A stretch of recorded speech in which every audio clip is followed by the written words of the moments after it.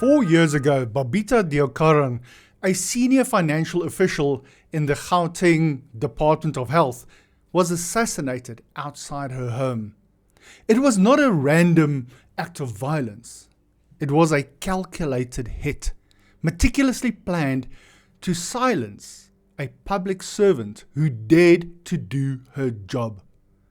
But her killers failed. Instead of burying a secret, her murder became the catalyst that unraveled one of the most staggering corruption scandals in South Africa's recent history. The 850 million rand in suspicious payments she had flagged at Tembisa Hospital was not the full story. It was merely the tip of a deadly iceberg. Deokaran's courage ripped the cover off a devastating betrayal of public trust, exposing a complex web of fraud that siphoned billions meant for the sick and vulnerable into the pockets of organized criminals and the officials who enabled them. An interim report by the Special Investigation Unit, the SIU, has laid bare the breathtaking scale of the looting. Investigators have confirmed that over 2 billion rand in public funds were lost to tender irregularities and fraud at Tembisa Hospital alone, a figure that could still escalate as this probe continues. This was not a simple case of over-invoicing. It was an organized criminal takeover of the hospital's procurement system. The investigation has identified 3 major coordinated syndicates responsible for systematically siphoning off these funds, but it is possible that there are more.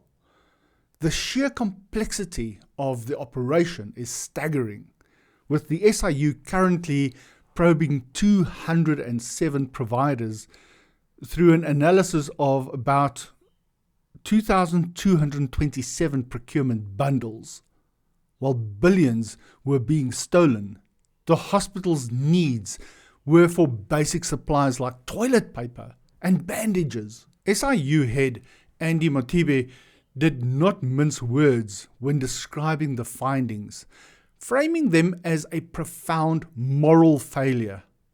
He said, "This indeed would be described as devastating blunder of the public funds, which we found in our probe.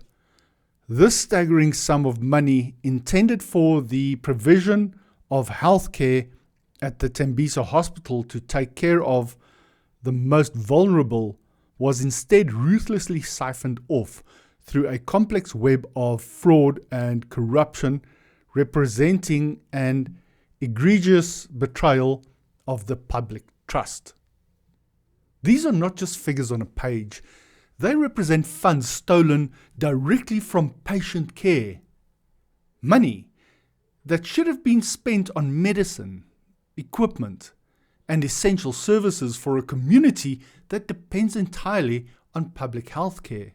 At the heart of the scandal is the largest of the 3 criminal enterprises, dubbed the Maumela Syndicate. This network is linked to Hangwani Morgan Maumela, identified as President Cyril Ramaphosa's nephew by a previous marriage, and is alleged to have secured contracts worth an astonishing 816 million rand. The wealth amassed through this scheme provides a sickening glimpse into the motivations behind the crime.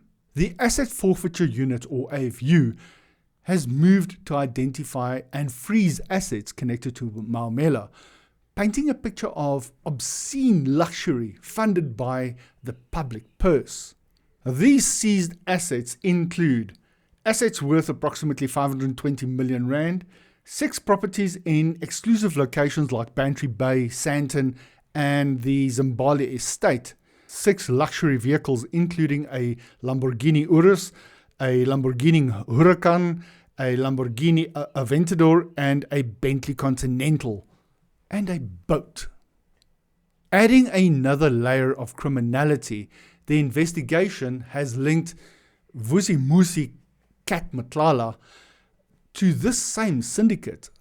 Matlala, who is currently on trial for allegedly orchestrating a hit on his ex-girlfriend, secured contracts worth 13.5 million rand through 3 companies. The contrast is stark and disturbing. While Tembisa Hospital needed basic supplies, the proceeds of the fraud were used to purchase a fleet of hypercars and opulent properties. A blatant display of wealth stolen from the country's most vulnerable citizens. The syndicates operated with a simple yet brutally effective blueprint designed to exploit weaknesses in the procurement system. The SIU investigation detailed their modus operandi as follows. Bypassing tenders. The syndicates deliberately split large orders into smaller transactions valued at just under 500,000 rand threshold. This allowed them to evade the legally required competitive public tender process, which is designed to ensure fairness and value for money. Fake competition. They manipulated the 3-quote system, which is meant for smaller purchases. This was a complete sham. The winning bidders and the unsuccessful bidders were colluding. Evidence shows that the unsuccessful bidders were paid over 1 million rand in some cases just for participating in the scheme and submitting losing quotes. Fraudulent documents. The SIU also found that most of the supply chain documents submitted by these companies, the very paperwork meant to ensure legitimacy, were fraudulent. The impact of this fraud on the hospital's budget is undeniable. The SIU's analysis revealed a fraudulent explosion in spending untethered from reality.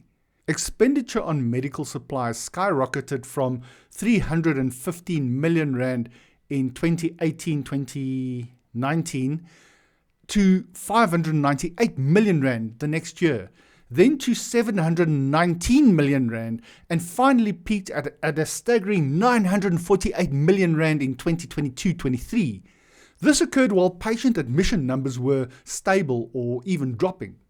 After Babita Deokaran flagged the irregularities and the investigation began, expenditure on medical supplies suddenly plummeted by a staggering 73% to just 255 million rand, and even as patient admissions rose. This provides the most powerful evidence that the previous spending was grossly inflated and nothing to do with actual patient needs. The syndicates could not have operated in a vacuum.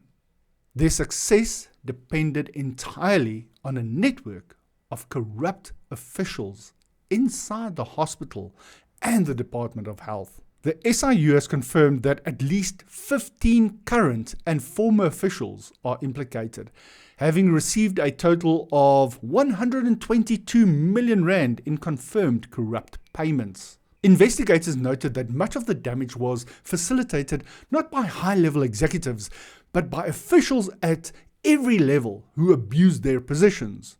The rot was pervasive. Let me give you the list. A hospital-level manager received nearly 30 million rand in corrupt payments. Another manager at a salary level of level 10 pocketed 26 million rand.